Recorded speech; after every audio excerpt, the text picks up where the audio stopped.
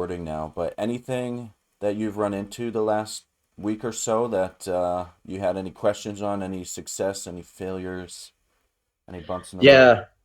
Yeah, we trimmed down the website a little bit, took out the solutions, might do the same for resources, and then focused on sort of like a couple different product categories. But per the last time we talked, like focusing on there's like a gas flow controller, there's a Sterling gas tank, and some other things that I just kind of learned up on over the last week to try and get familiar with some of the, I guess, like the first launch products.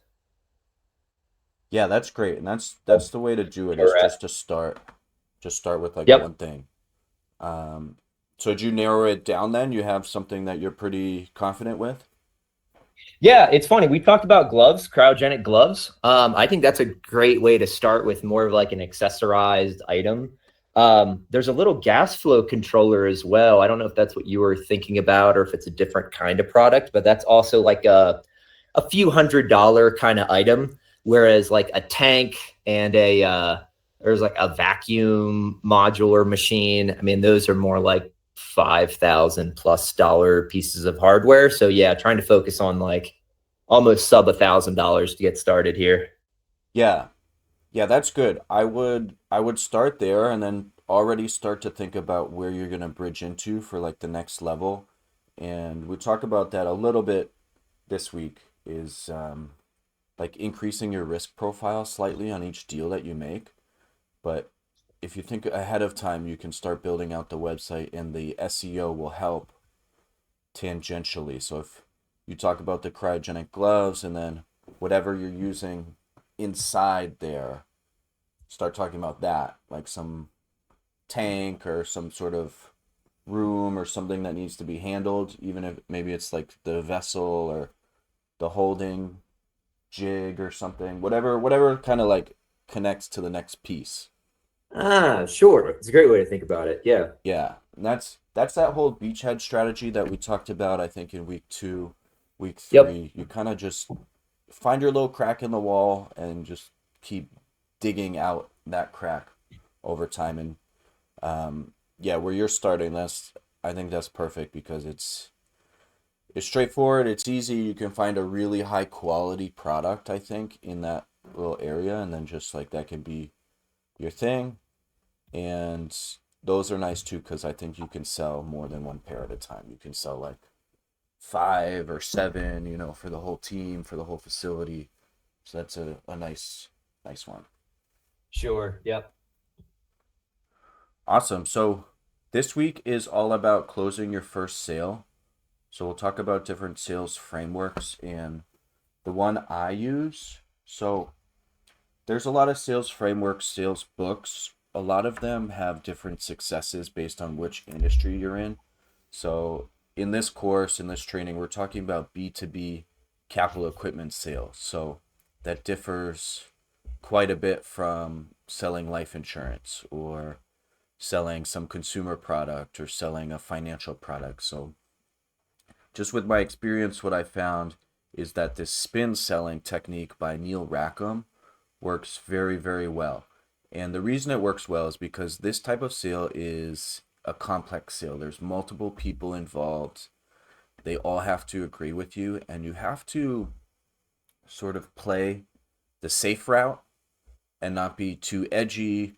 You don't want to stand out too much. So with consumer products, you want to be edgy. You want to kind of like be the brand and like make an imprint in the person's mind about why you're special, why you're unique. So you do some like off the wall crazy stuff to get attention.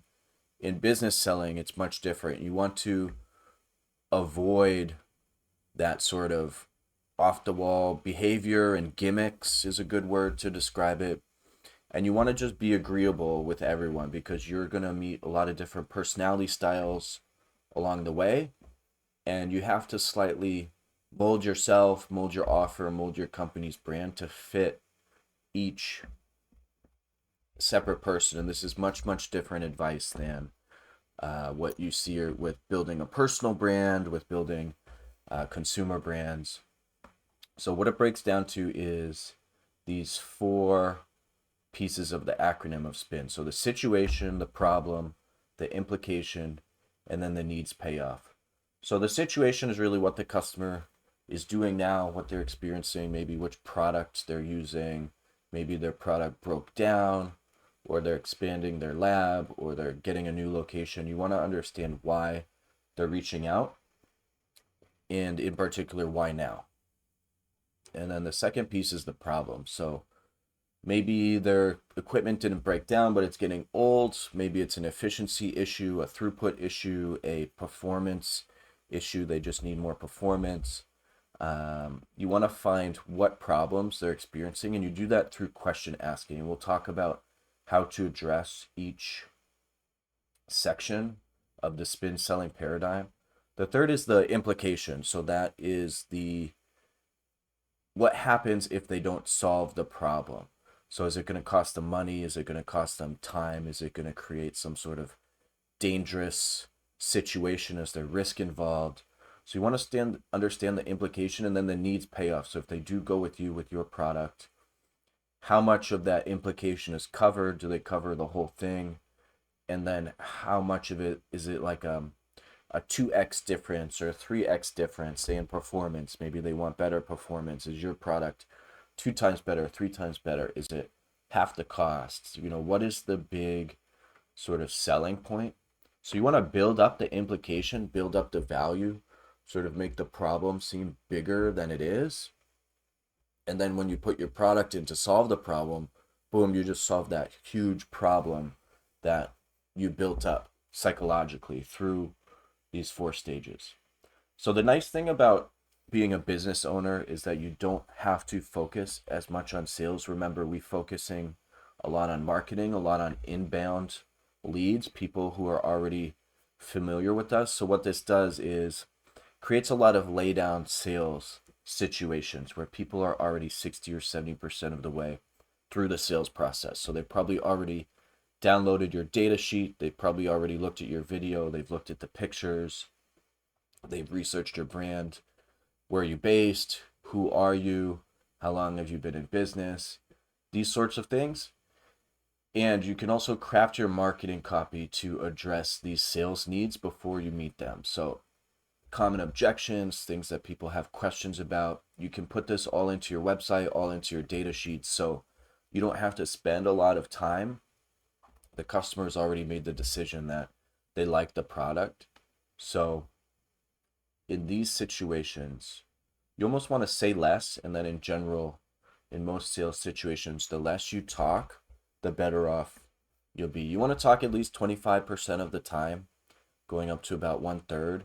But once you go over 1/3 of the speaking time between you, your customer, the other people in the room, their team, then you start to risk actually talking too much and talking yourself out of the sale. So somewhere between 25 and 33%, that's really the sweet spot for where you should be talking. And when you do talk, what you want to do is be asking questions. So this is the spin selling paradigm. So you want to understand the current situation, ask questions like what are they currently doing? What are their current processes, their current tools? Try to uncover and dig out the problem, the implication, which we discussed, and then the needs payoff. So what's the value that you're bringing with your product? So the way I like to think about this is to break it into a 5-step sales structure. And each step covers some aspect of spin. But spin is more of a concept, an overall framework. And then the actual structure of the sales call is broken down into something I call the golden sales call. And this is a 5-step process. So the first is break the ice. Then we want to do questions and conversations where that situation and problem uncovering is happening. Some folks call that discovery. Third is the demo. This doesn't always have to happen, and it's more common if you're face to face. You want to do the demo. If you're remote, you don't necessarily need the demo, and then the demo can also be a spec sheet walkthrough or answering more specific questions about the system, kind of like nuts and bolts type questions. The fourth is objection handling and question answering. If you've done a good job in the beginning of the sales call, the objections won't be as strong. And then 5 is closing. So asking for the sale and then the post sale follow up process, paperwork, what has to happen mechanically after they've agreed to buy. So the first step, break the ice. So you want to tailor your opener to their specific personality style. So I talk about this in some of my short videos. There's going to be a lot more psychological selling content coming out of Fast Forward Founders, just because I think this is such a powerful way of doing sales, and it's also unique. Not a lot of folks talk about this. A lot of the selling trainers, people you can talk to online to get good at sales, they skip right over this. And this is at the core of how you mold your sales process and your style for each person. You really don't want to just have the same canned script with everyone. Maybe in the first week or two of sales, you want to do canned scripts. But if you want to get good, you need to understand personality styles, and you need to understand it quickly within the first sentence, within a minute or two of looking at them, seeing how they move and sit, their body language, their tone, all of these different aspects. Very quickly you'll understand whether they're dominant, influential, stable, or conscientious. And the way to think about it is two directions on the compass. So if we look north, this would be people who are extroverts and people who gain energy through dealing with other people, with other personalities in social settings. These are extroverts. Now, if you go south down, these are more introverts.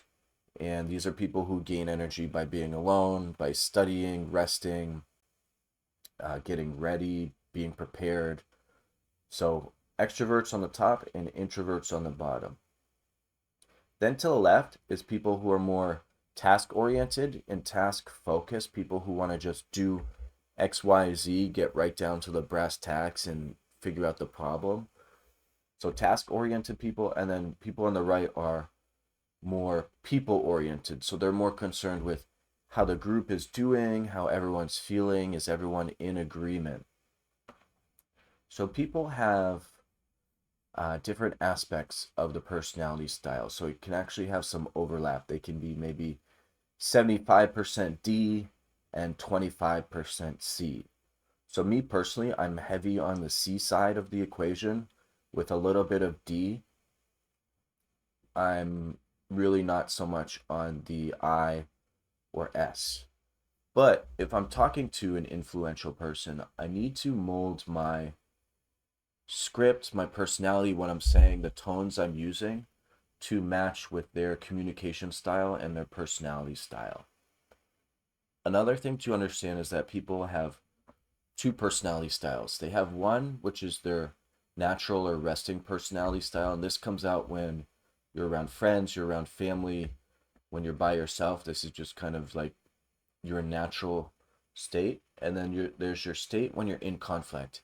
And when I say in conflict, it doesn't mean when you're in a fight with someone or in an argument. It means when you are challenged and you need to be on. You sort of have that public persona mask on. So whether it's going to the bank and dealing with the bank teller or dealing with your boss or dealing with a customer, you kind of have that mask where you can't just reveal your deepest, darkest secrets. You know, you have sort of a filter, if you will.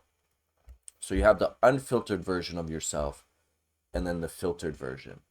So when you're talking to someone else, especially in the sales realm, you want to understand who they are with their filter on and then who they are with their filter off. And it'll usually be kind of similar. It's usually just like a slight side change. There's not like a huge radical difference in personality. There can be in some people, but more or less like a dominant person at work is going to be dominant at home.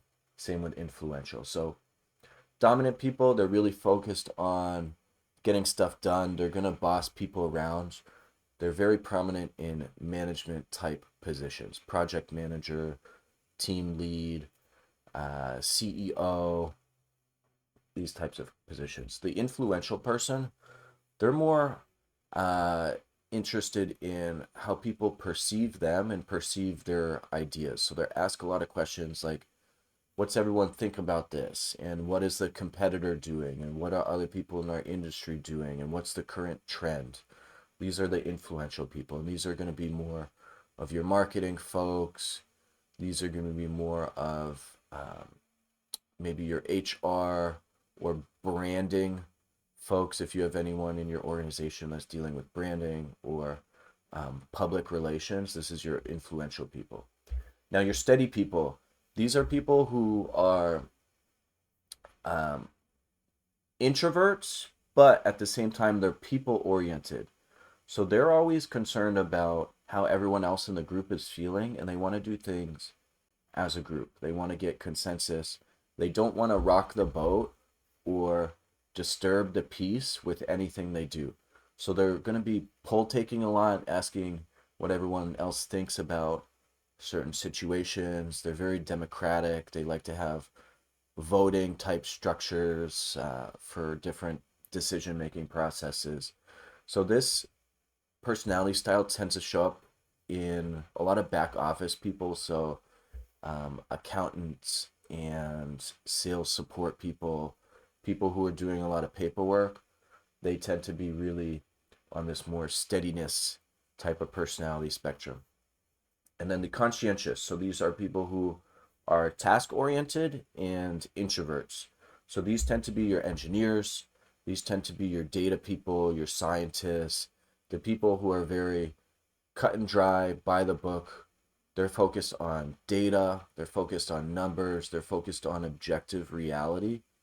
So when you're selling to these people, you really want to come to them with facts and figures and statistics.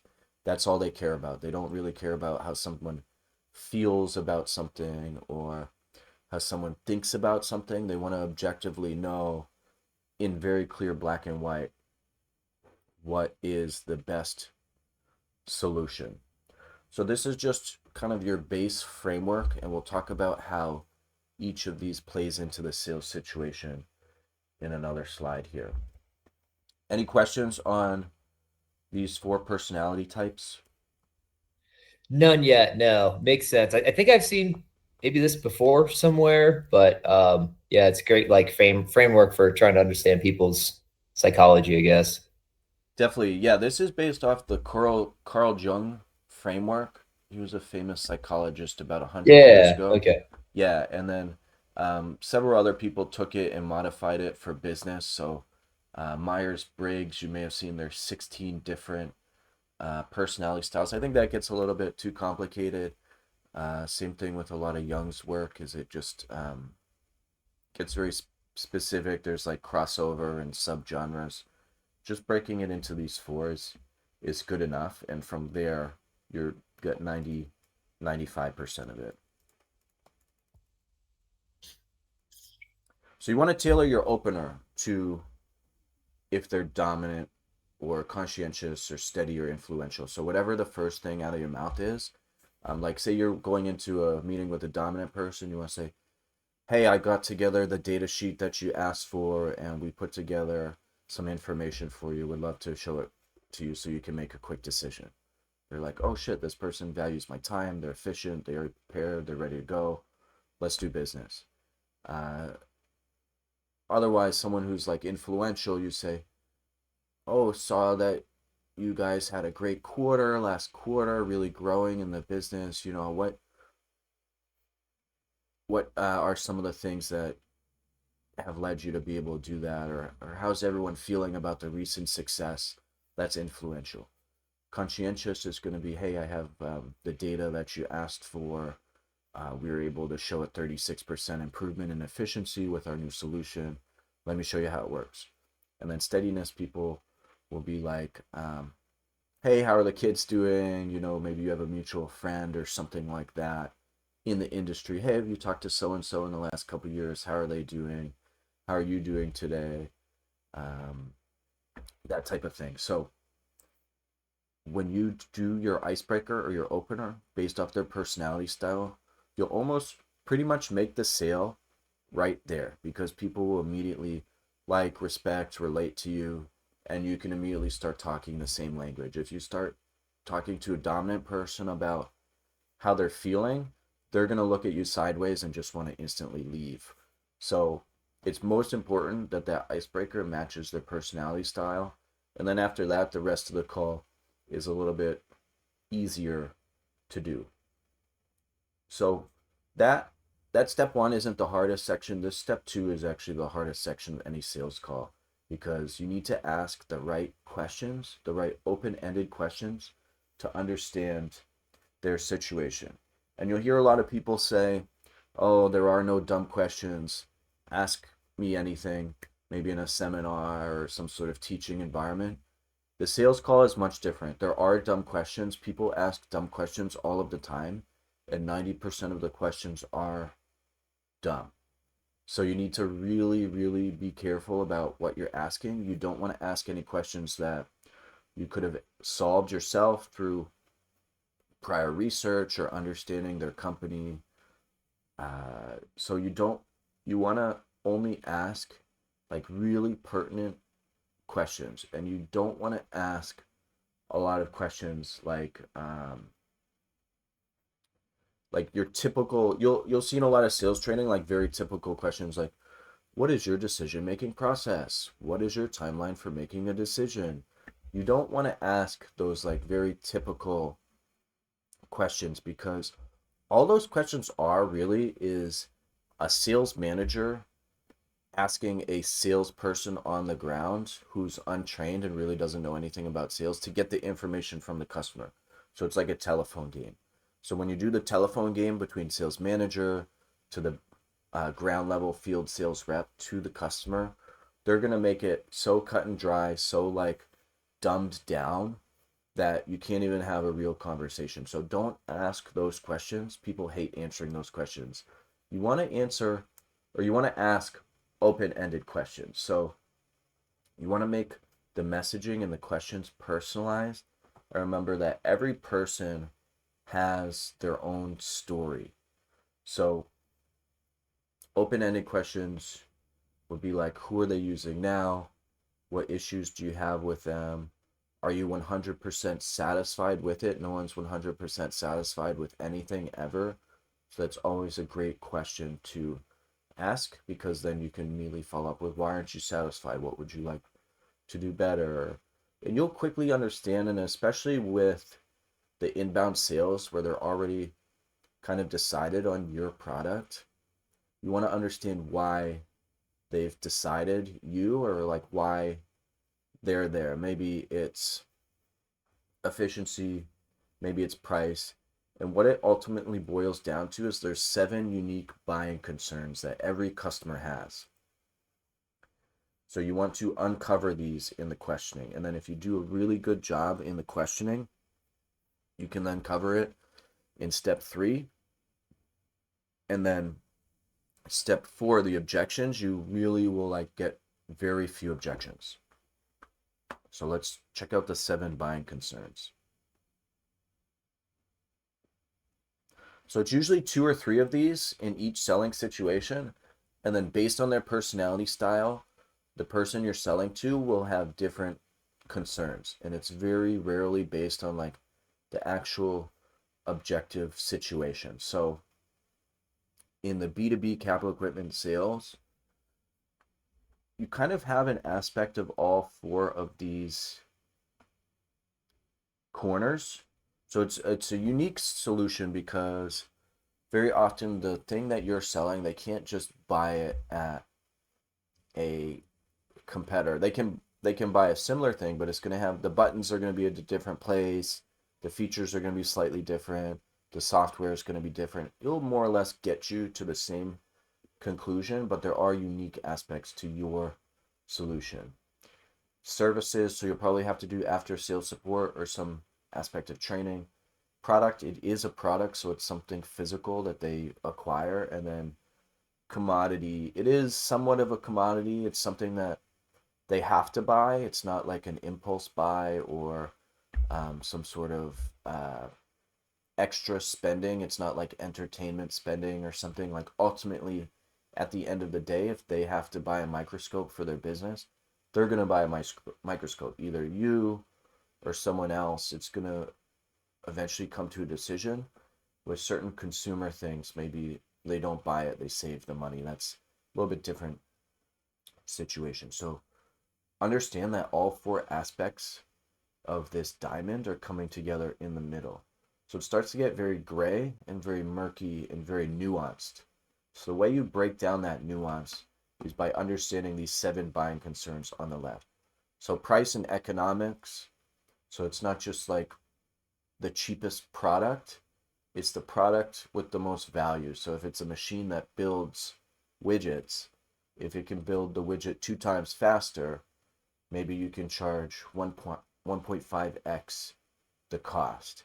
And in that structure, the price is lower, the economics are better. Quality, so high quality manufacturing, the product's going to last long. I bought a belt once, and it was a rawhide belt. It was going to cost $60, and I was like, wow, $60 for a belt, that seems super expensive. But what the salesperson told me, they asked me, have you ever bought a belt from a store, and has it ever fallen apart on you? And I thought back, yeah, I've had 2 or 3 belts just completely fall apart on me in the past, and those are because they were made with fake leather. And this was made with real leather, and he told me the belt would last my whole life. This would be the last belt that I ever had to buy. So in that case, $60 ends up being quite cheap. So the quality of the product is important. So you want to source from high quality vendors. There's only an advantage for being the cheapest in the room.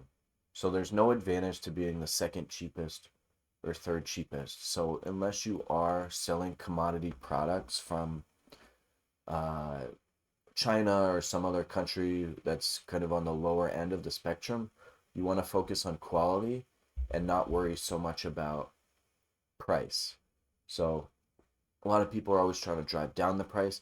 Keep the price high, keep it comparable to what others are at in the industry, and then focus on quality. And those 2 buckets together will bring you to like a higher level of value than if you were to just have medium quality and low price. Speed and delivery. So this is something you have to figure out beforehand, how fast you can get the product. A lot of this depends on how fast you can work the paperwork, which comes with experience and just being the business owner. You can work much faster than a salesperson who has to go through approvals and different departments. So already you have an advantage here by being the owner of the company. Security. So this has to do with like IT products, if someone can hack into it, or if the product has some sort of danger, like maybe it can explode, or there's some sort of like hazardous risk associated with it. So security can play into these different sort of buckets. So it can be like an IT security risk, hazardous product type risk. So you want to just have all those questions covered ahead of time. Performance and specs. So this is similar to quality, but somewhat different. It just has to do with like the specs of the product. If it's a computerized product, electronics, how fast is it? What are the megahertz or gigahertz? What is the specific number that ties it to the performance? Support, how fast can they get a hold of you? What sort of support do they get? Email support, phone support, on-site support. You want to have your support offer ready and easy to digest, and then you also want to make it better than what the competitor is offering. And you can usually do this quite easily by being like a central source of knowledge and easy to get a hold of. This is one of the important aspects of business. You can have some sort of guarantee, like 24-hour answer guarantee. You'll get back to them within 24 hours, or you get back to them the same day. With my machines that I sell, I offer free lifetime remote support. So they can call or email me anytime into the future with questions. And then usually, since they're question revolves around like a broken item or something that's broken, I make money by selling the product that's associated with the support. So you want to think about your support offer, and then image. And this has to do with branding.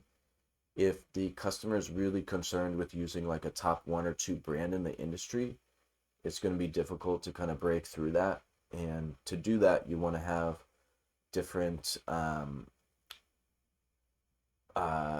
resources available. So like reviews, people that they can contact um, to ask about, hey, you did business with them, how was it? Allow them to like independently review your brand and have some people that can give you the good referral. Have that already. So you want to think about these 7 buying concerns. All of the objections are going to center around these 7. So when you get the objection, you want to just understand where the source of the objection is coming from. So the demonstration period is really your chance to handle all of the objections ahead of time. So if you've done a good job in your questioning session, you'll know where the buying concerns are for the specific customer, and you'll be able to pre-handle the objections before you even run into them. So you want to plan what you'll show and have it ready, accessible. So maybe your presentation is like ready to go on the side, and you just have that. Like you don't want there to be dead time. You don't want to be like searching around in your files and kind of messing around, logging in, and kind of, you want to do that all beforehand. If it's a live demonstration, you want to get the stuff out as quickly as possible. So make it look like you've done this a million times before. Just be prepared with your sales demo kit and what you're going to show. Even if it's just a brochure sales call and you're just showing a piece of paper, open it up, walk them through it, and you want to have it practiced so that this part of the sales call is more or less on autopilot. So when you're doing that, you don't have to use as much mental bandwidth to do the demo. You're looking at the customer's reaction, their facial expressions, where they're keying their interest on, what their concerns are, and you're trying to tease out, okay, personality style again, buying concerns, what does this customer care about the most? What's really going to help me win this sale? So you're going through the demo, and then you want to save something for the end that you're either like not supposed to show, or somewhat secret. Maybe it's like some extra data or pricing or some kind of like behind the fold unveiling of the curtain type of thing. That does 2 things. It psychologically gets them ready, like, okay, we're getting towards the end, but then also like, oh, I'm getting something that other people don't get. This is good, I should pay attention. And then this is really where you leave like your last mark on the demo, and you end at a high note on the demo. That's the key thing, is you're accelerating that momentum, and you're accelerating that throughout the whole sales call. And you want to know where you're at in the sales call, in that 5-step process the whole time. So you never want to backtrack. So you don't want to be in step 4, objection handling, and then start asking discovery questions from stage 2, because that is going to ruin the momentum. It's going to ruin that flow of your sales call, and it's really going to lower the percentage sales closing rate if you do that. So you want to keep going linearly through the sales call.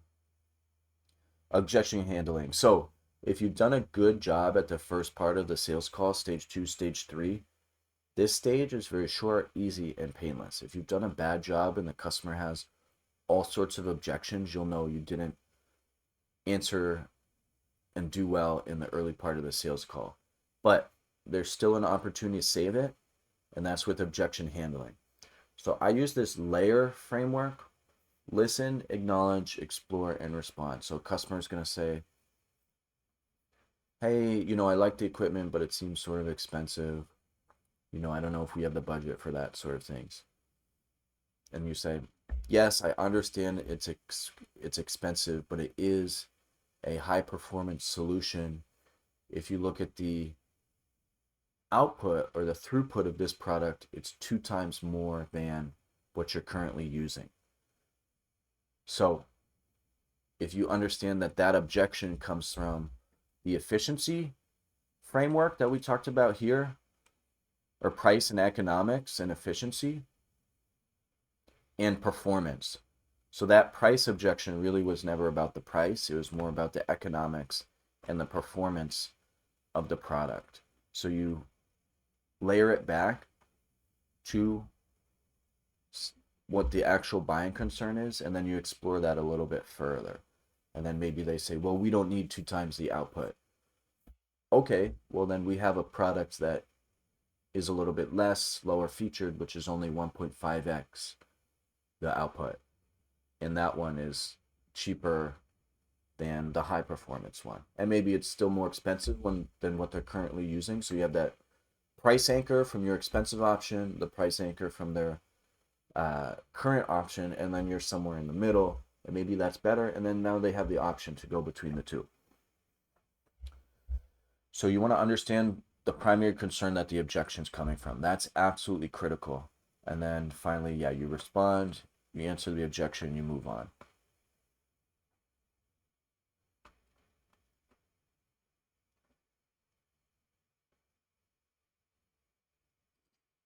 All right, so closing and next steps.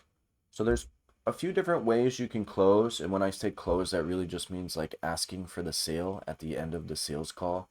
Eventually, you'll cover a lot of their objections and you'll get to the end. The time will be running out. The conversation will start to stall a little bit. That's when you'll know, okay, I think they're ready to buy. And you'll see it. There'll be like a light bulb that will key off in their head. And a lot of times if you do everything else very well, they'll ask you, hey, let's move forward, or what do we have to do next? Then in that case, you do the assumptive close. So there's two great closes here for B2B capital equipment sales, the stuff that we're talking about. And those are the first one there, the assumptive close, where you just assume that you already have it, they're already on board. And you do this because they've already sent you the buying signals. They already seem interested, invested. It's going to solve their issue. It just seems like a no-brainer. Why wouldn't they go with you? So do the assumptive close. And then number 6 is the summary close. These two work the best.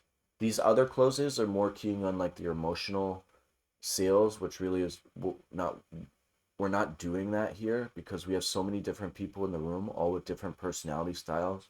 We need to approach it from a more balanced perspective. So the assumptive close and the summary close.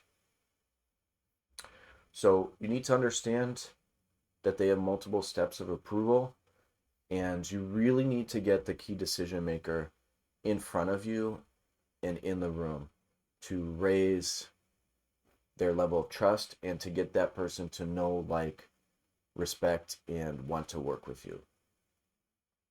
If you don't get that decision maker in, it's going to be difficult. It's going to automatically lower your percentage. Just scientifically, it's like a proven thing. You need to get that, whoever's going to sign off on it, you need to get them in the room. So that could be multiple people too. It could be the engineer and then the purchasing person, and then the manager. That's usually a 3-step triangle. So you have the user, then the purchaser, who's going to be all about like economics and pricing and getting all your ducks in a row on the paperwork side, support, warranty.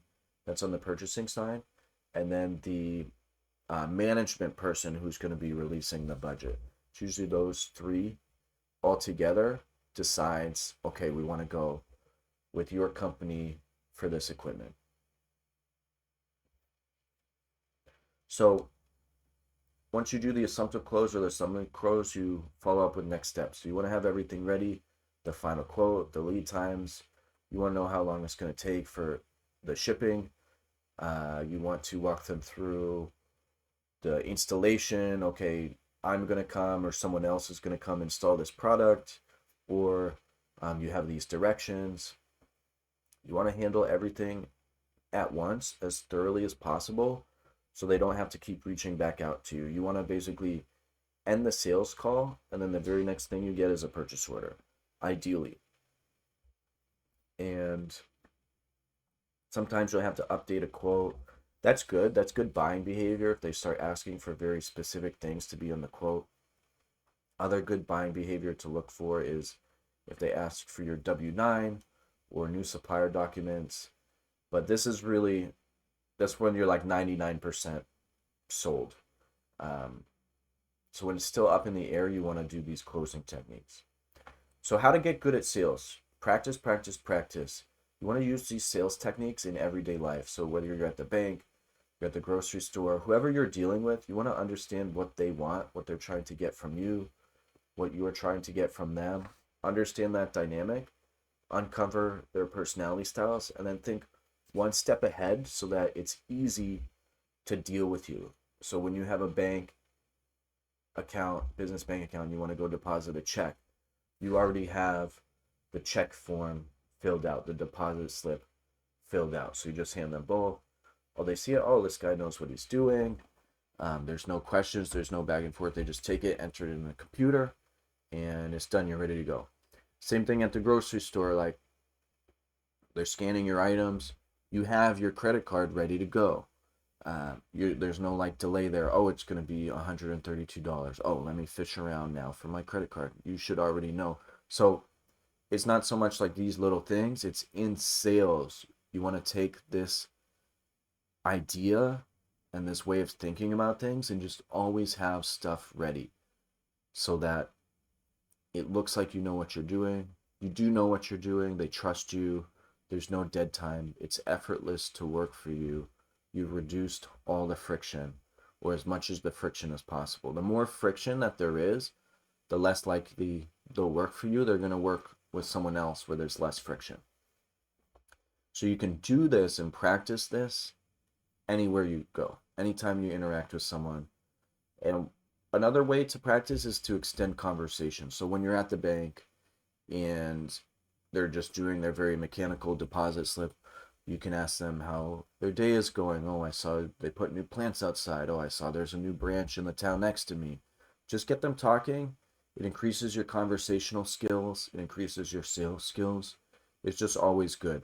Always try to think, okay, how could I have extended that conversation one step further? You don't want to just, spend an hour talking about nothing with a random bank teller, but just extend it a little bit, just add a little bit. Then they remember you and you start to learn how to hold someone's attention and how to grab their attention and move it around.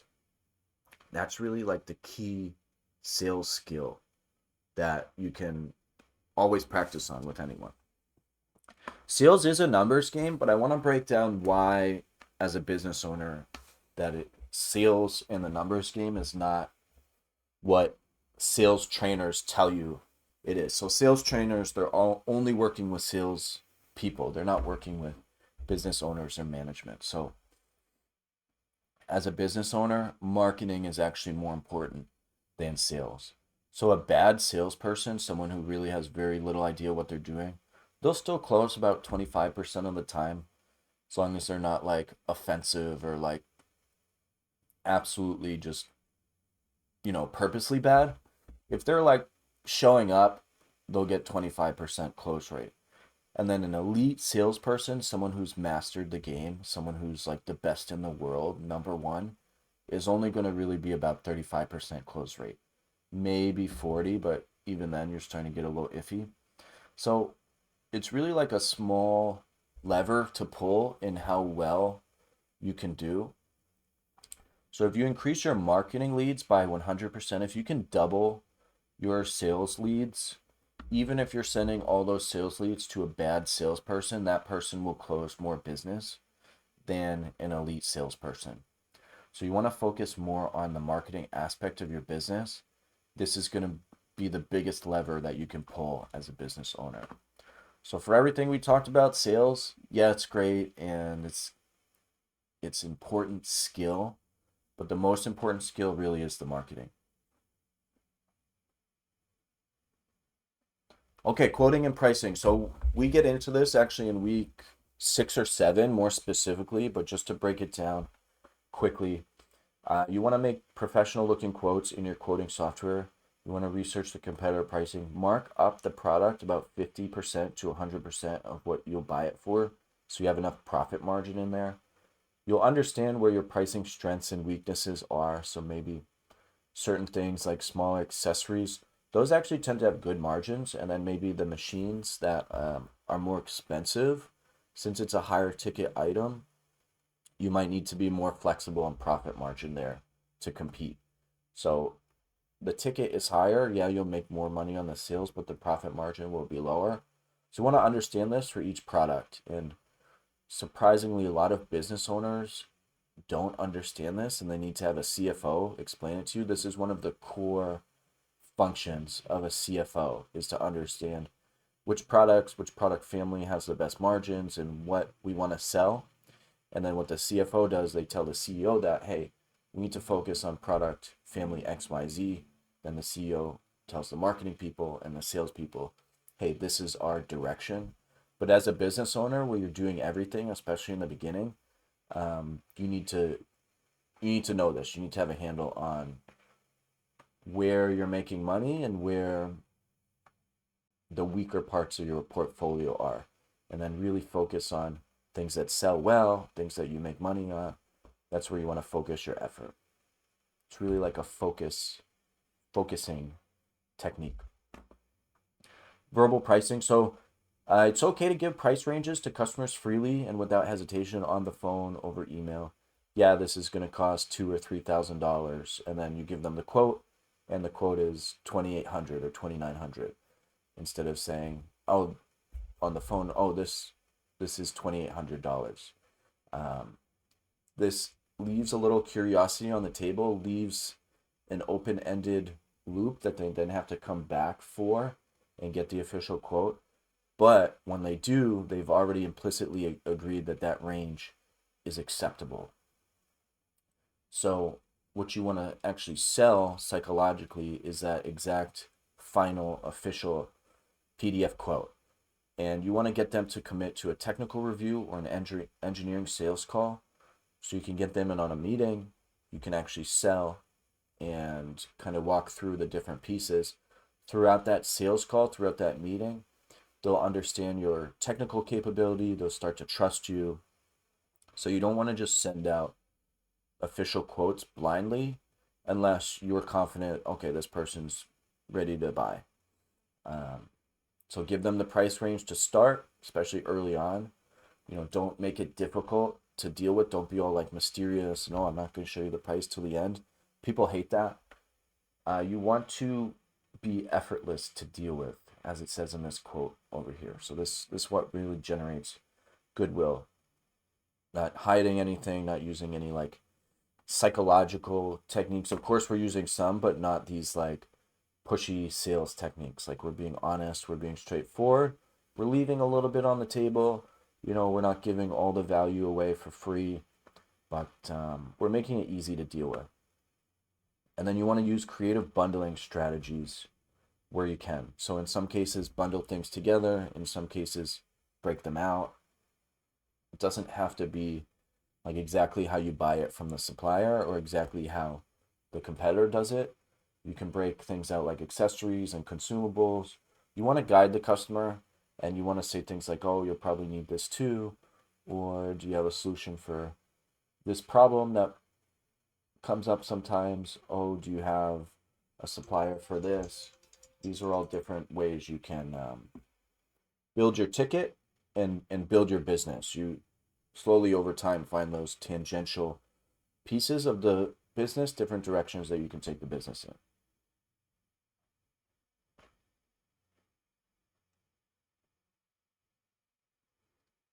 Processing a sale, again, some week 7 prep here, but sending the quote, use FreshBooks or QuickBooks, similar platform. You can use Word, use supplier documents like your W-9, business bank account, a signed voided check.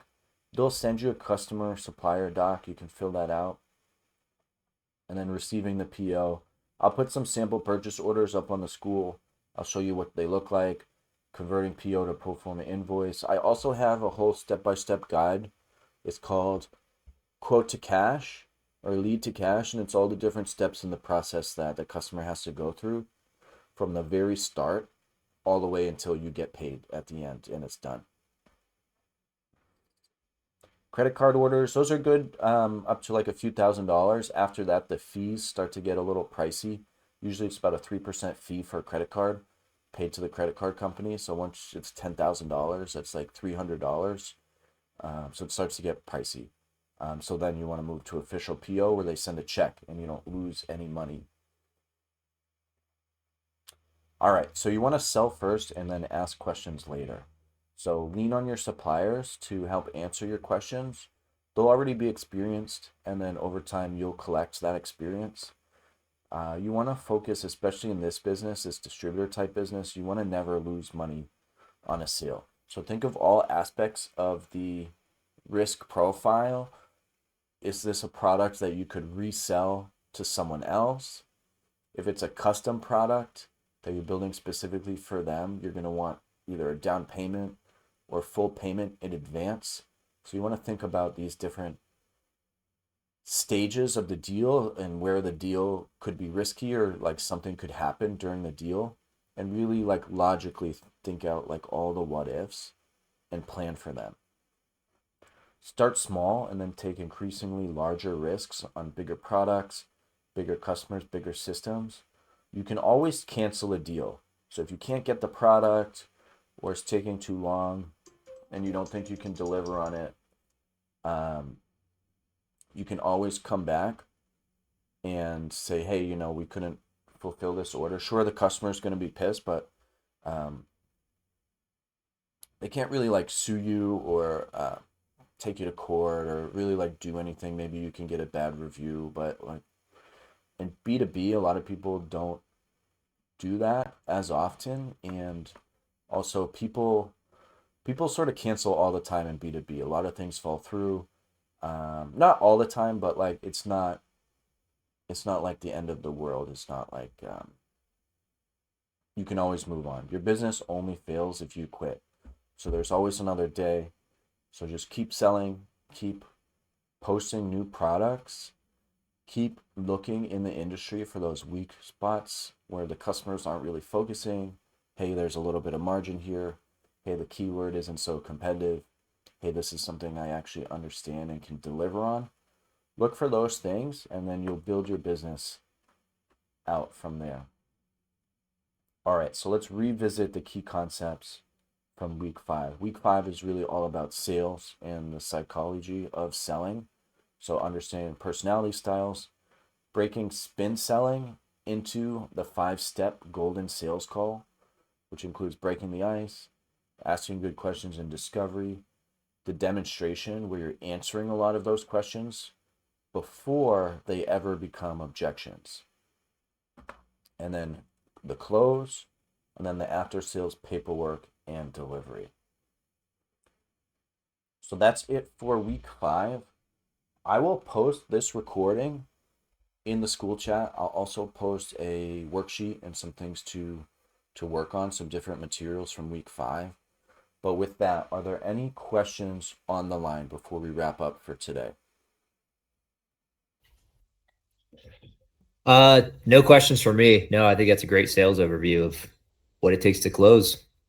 Awesome. Yeah, it's can take a lifetime to get good at this, right? And we did it in an hour. So some concepts in there that you can explore and build out and tailor for your business. But specifically for B2B capital equipment sales, this is the way to go. I've been doing this probably, what am I, 37 now? At least 15 years, probably closer like 17 or 18 years. And this is the best framework and the best way to think about it. So apply this to your business, and most importantly, focus more on the marketing than the sales. The sales will come if your marketing is good. All right. Well, thanks for joining, everyone. We'll wrap for week 5, and we'll see you back here same time, same place for week 6. 3 more sessions left. All right. Thanks, and I'll see you.